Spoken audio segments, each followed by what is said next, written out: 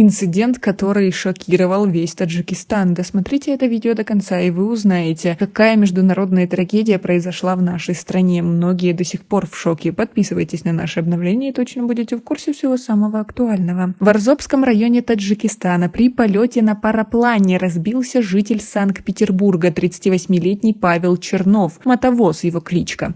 Об этом сообщили в Комитете по чрезвычайным ситуациям страны. По данным ведомства, происшествие произошло 10 сентября.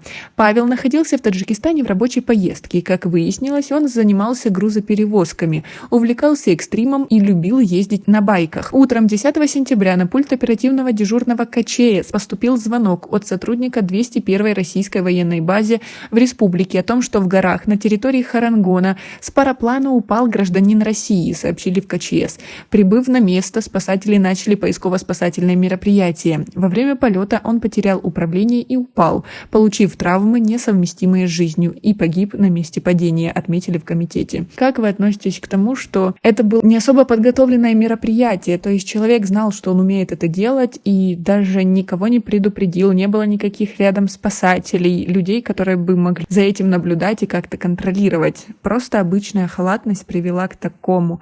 Свое мнение по поводу всего этого напишите нам, пожалуйста, в комментарии. В ведомстве сообщили, что супруга погибшего должна прилететь в республику и забрать тело мужа. Между тем, о гибели парапланериста сообщило и питерское мотосообщество, в котором состоял погибший. Погиб один из самых светлых людей, составляющих основу нашего питерского мотосообщества. Погиб Паша Мотовоз. Таких искренних, душевных и в то же время скромных людей мало, друзья. Человек дела, человек слова. Паша очень любил жизнь. Такие люди не должны уходить. Без них наш мир темнее становится, говорится на официальной странице сообщества. В сети также появилось видео падения Павла Чернова. Его опубликовала супруга мужчины Наталья на своей странице во ВКонтакте.